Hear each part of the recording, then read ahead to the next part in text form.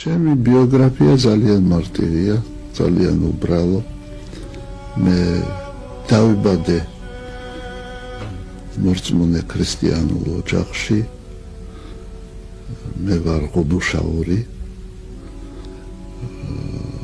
ეს უძველესი გვარია, ქართული გვარი, რომელიც ცხოვრობდა ხევში და გადმოცემით ჩვენ ვიცით, რომ მეხუთე საუკუნეში სნო ღუდუშაური მონათლულია მეფე ვახტანგ გორგასალის მიერ.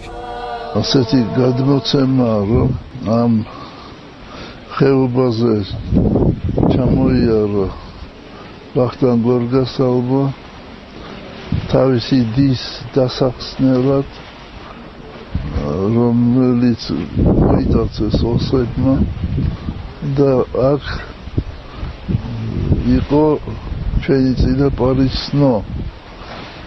მას ყავდა შვილი ღუდუშა და ვახტანგ გორგასალი გახდა ნათლია. მამა ჩემი გიორგი ღუდუშაური დაბადებული და მაცხოვრებელი იყო სოფელ სნოსი. სნოს დაიბადა და იქ ცხოვრობდა. დედა ჩემი წარმოშობით მთიულია. მთიული იყო კობაიძე და დაიბადა და ცხოვრობდა სოფელ სიულში. ბავშვობიდან მახსოვს, როგორ გვაჩვევდნენ ჩვენი მშობლები ლოცვას. ჩვენთან ოჯახში იყო ასეთი წესი, რომ აუცილებლად სახამოს ყველანი ვდგებოდით ხატების წინ და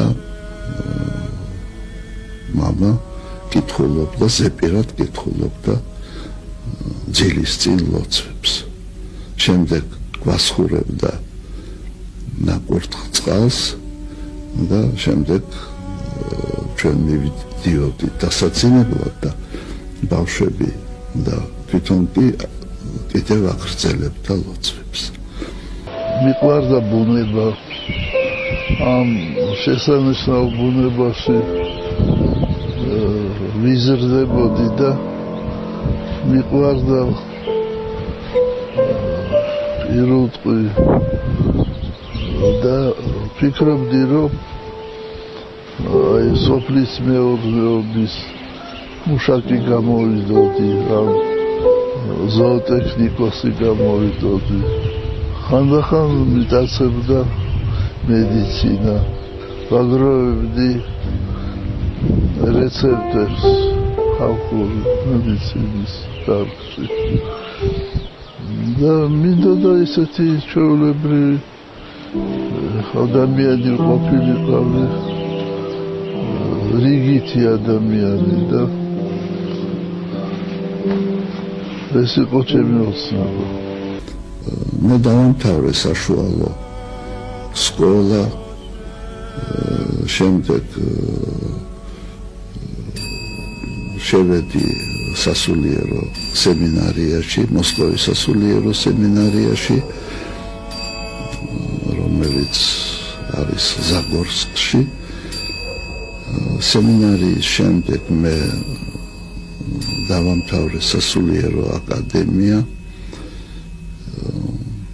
ზაფხულობით არდადეგებზე მე ჩამოვდიოდი აქ თბილისში და აკადემიაში სწავლის დროს მე გადავწყვიტე,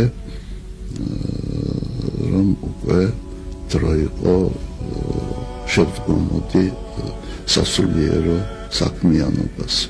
მე მქონდა სურვილი, რომ ყოფილიყავი ცოლშვილიანი მღვდელი და მინდოდა სულ პატარა სოფელში, საქართველოში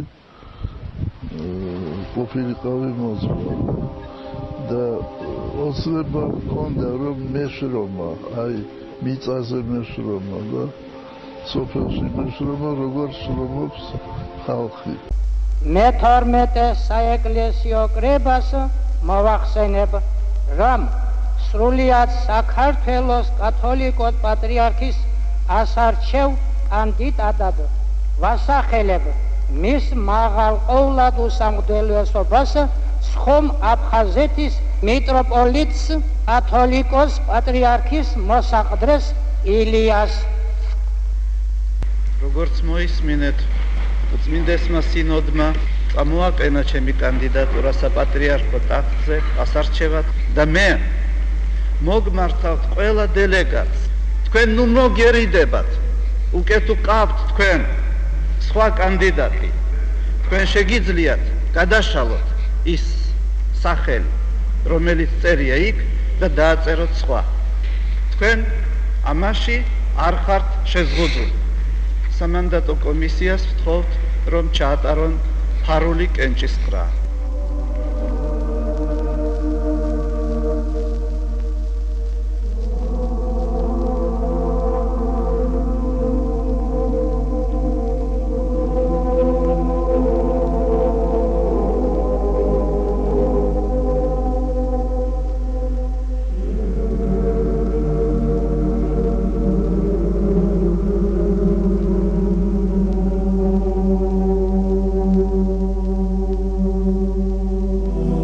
ძალიან მძიმე მდგომარეობაში იყო ეკლესია. ერთმა სასულიერო პირმა ასე თქვა, რომ პატრიარქმა ჩაიბარა სუდარა გადაფარებული ეკლესია. ძალიან ხშირი შემთხვევა იყო, როცა ჩვენ გეგმავდით რაღაც საქმის გაკეთებას, ხელისუფლება წინააღმდეგობას გვიწევდა, მაგრამ საქმე მაინც კეთდებოდა. ასე გაიხსნა სასულიერო აკადემიები, სემინარიები, სასწავლებლები. მე მიმაჩნია, რომ მართლმადიდებელი ეკლესია და მართლმადიდებელი სარწმუნოება ეს არის ჭეშმარიტი სარწმუნოება, ქრისტიანული სარწმუნოება. იმიტომ რომ მართლმადიდებლობა არის განუყოფელი ეკლესიის რწმენა. როცა არ იყო დაყოფილი, როცა არ არსებობდა არც მართლმადიდებელი და არც კათოლიკური და მით უმეტეს არც პროტესტანტული ეკლესიები, აი ის რწმენა და ის ტრადიციები მართლმადიდებელმა ეკლესიამ შეინარჩუნა. და სწორედ ამით არის თვირფასი. ეს არის სამოციქულო ეკლესია, ის რწმენა, რომელიც ჩვენ გადმოგცეს ჩვენმა მოციქულებმა. ალბათ მთელი საქართველოს წოდები რომ შევკრიბოთ, ეს ყველაფერი ჩემშია. და მიუხედავად ამისა, უფალი ჩვენთანაა და უფალი ახლოსაა ჩვენთან. ჩვენი ლოცვით, ჩვენი სულიერი ცხოვრებით უკავშირდებით უფალს. ეს არის ვერტიკალური ჩვენი სწრაფვა. მეორე არის სწრაფვა ხალხისადმი, ესე იგი კავშირი ხალხთან, განსაკუთრებით კავშირი გაჭირვებულ ადამიანებთან. ადამიანმა უნდა იტვირთოს სიმძიმე სხვა ადამიანის. აი ეს ჰორიზონტალური ხაზი უნდა ძალიან ძლიერი უნდა იყოს. წამდეთ და გიყვარდეთ. აი ეს თუ იქნება საქართველოში, საქართველო აუცილებლად გადარჩება.